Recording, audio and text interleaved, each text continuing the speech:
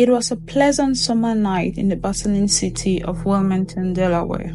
Young professional Marie Fehay had just finished dinner with a powerful man about town, attorney Thomas Capono. To a casual observer, they might have appeared a handsome couple enjoying the glow of the city. But not all was as it seemed that evening on June 27, 1996. Behind closed doors, tensions rose between the pair. This was the last time anyone would see Anne-Marie alive again. Hello guys, and welcome back to Crimeco, where we break down some of the most chilling true crime cases from every corner of the globe, providing you with the most recent and in-depth information. If this sparks your interest, we would be delighted if you could subscribe to the channel. Also, giving this video a like significantly supports the channel's growth. We appreciate your help, and now grab your blanket to hide behind and let's dive into today's interesting case. So, Anne-Marie was a small-town girl with big city dreams, a rising star in Delaware's political scene. The young and vibrant Fehay had it all: intelligence, beauty, and a charmed career. But she caught the eye of a powerful man who always got what he wanted. When she resisted his control and attempted to break free, her hope of a future turned suddenly dark. Her disappearance on a warm June night sparked shockwaves through a community that worshipped her. As time passes with no answers, suspicions move towards the last man she was seen with, Thomas Capono. To the public, he was a model citizen, prominent lawyer, advisor to the governor, respected member of an old Delaware family. But behind closed doors, he led a double life. Investigators uncovered a trail of deception and evidence proving Capono was no gentleman. He thought he could get away with the unthinkable, but he severely underestimated the determination of those seeking justice for Anne-Marie. In the end, not even privilege, power, and connections could save Thomas from Judgment Day. Anne-Marie Fehay was born on January 27, 1967, in Wilmington, Delaware, to Frank and Irene Fehay. She was one of 9 children in an Irish Catholic family.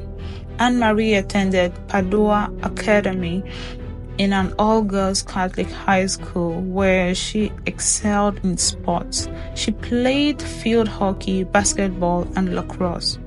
After graduating high school in 1985, Anne-Marie attended the University of Delaware for 2 years before transferring to Wesley College.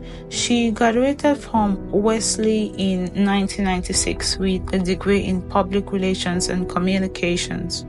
While in college, Anne-Marie continued her passion for sports, playing on the field hockey and lacrosse teams. After college, Anne-Marie landed a job in the scheduling office of then Delaware Governor Tom Caperi. She worked her way up to become Caperi's appointments secretary.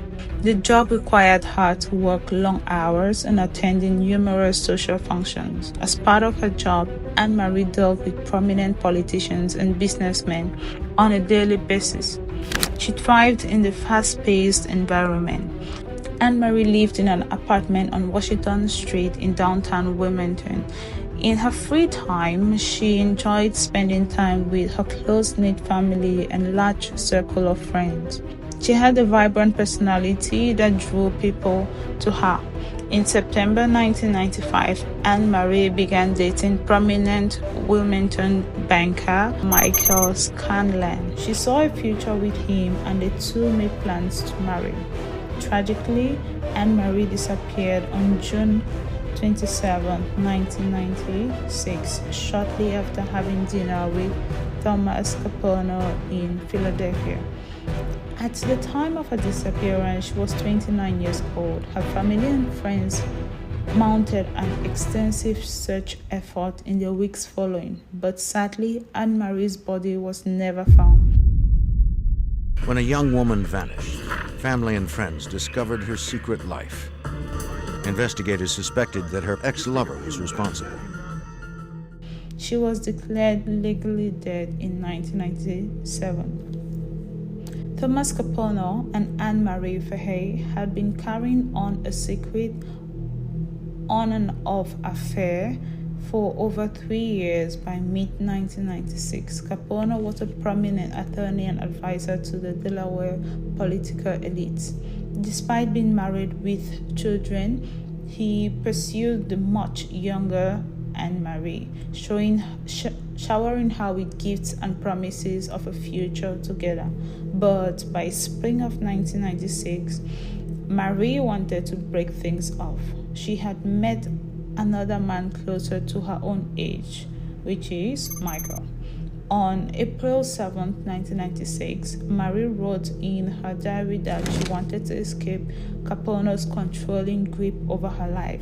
She made plans to quietly distance herself from him. On June 27, 1996, Fehay had met Capono for dinner in Philadelphia to talk things over. They left the restaurant around 9:30 p.m. and returned to Capono's rented home in Wilmington.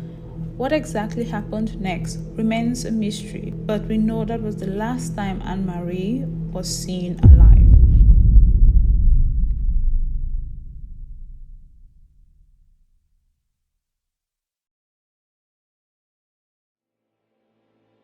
Two days later, when Fehay failed to show up for scheduled plans, her family grew concerned.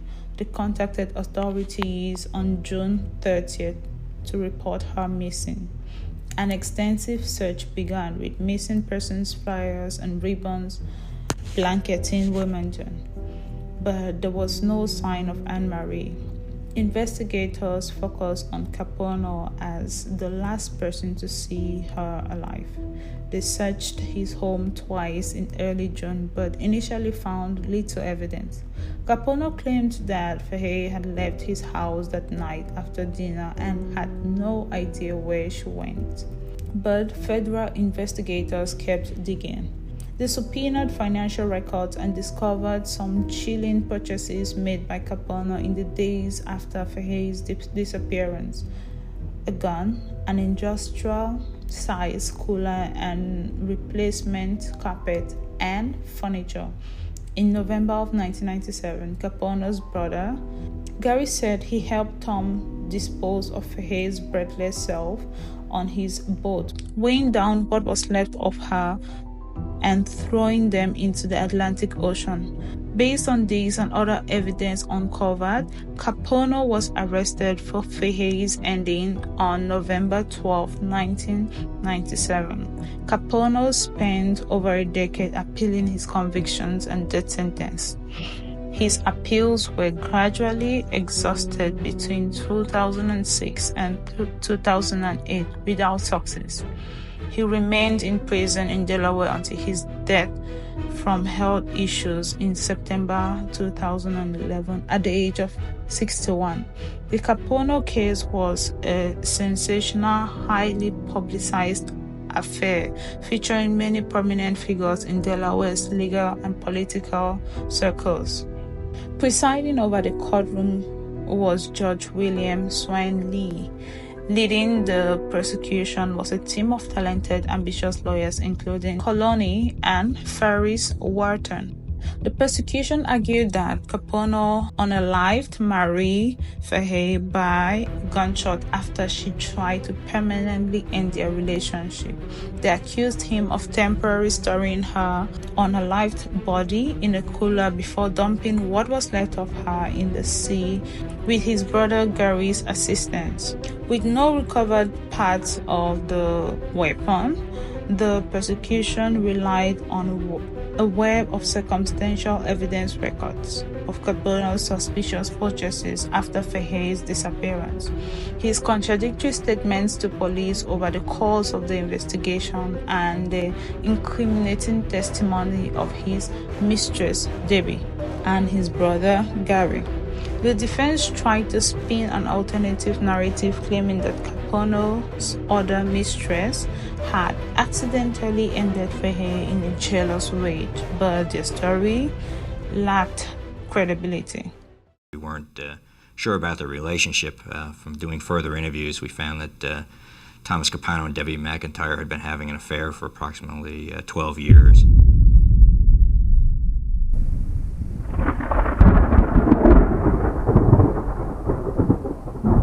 Meanwhile, Thomas Capono spared no expense putting together an all-star defense squad nicknamed the Dream Team.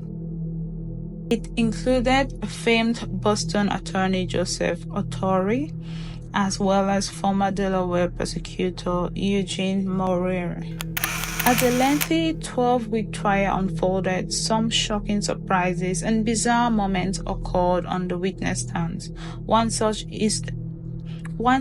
instance was the testimony of Dr. Neal, a psychiatrist who treated Anne-Marie. He showed up wearing an unusual wooden hat, which attracted attention. Dr. Neal described fehay's fear of Capono's violent temper. Another jaw-dropping moment came when investigators revealed that years earlier, Capono's mistress, Debbie, had engaged in a sexual activity with Delaware's chief deputy attorney at that time. The uncomfortable questioning of Brandy forced him to take a leave of absence. But the most critical piece of evidence presented was the 40-gallon igloo cooler purchased by Capono. Prosecutor Colony dramatically wheeled the actual cooler used to transport fehay's, what was left of her, into the courtroom.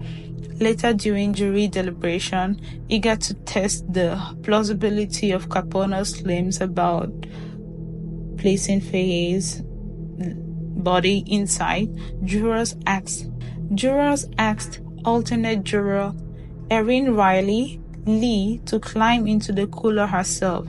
Lee emerged traumatized after the lid failed to close, convincing holdouts of Capono's guilt.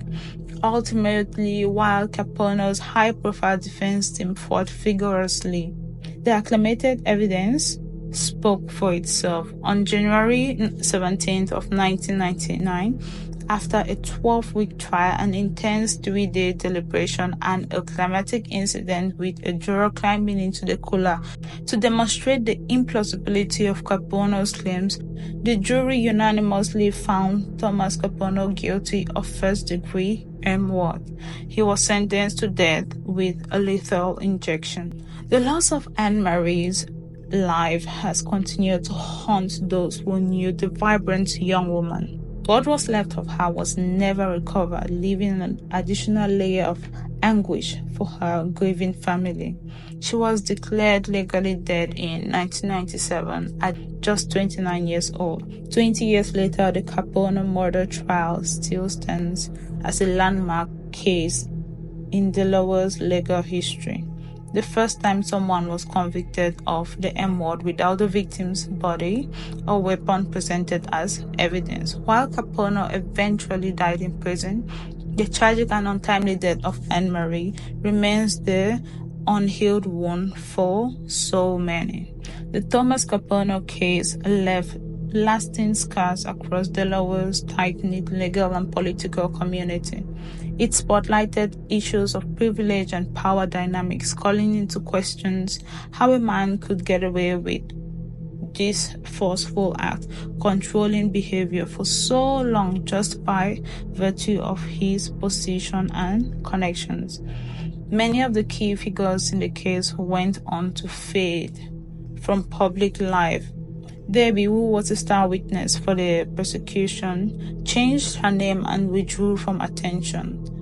Brady resigned after the airing of his dirty laundry on the stand, and head defense lawyer Joseph was left traumatized, considering the case a black mark on his career. Meanwhile, the Fehay's family's grace and dignity in their quest for justice won them many admirers. Prosecutors Connolly and Faris emerged as heroes, going on to even greater career success, supported by a reputation-marking case.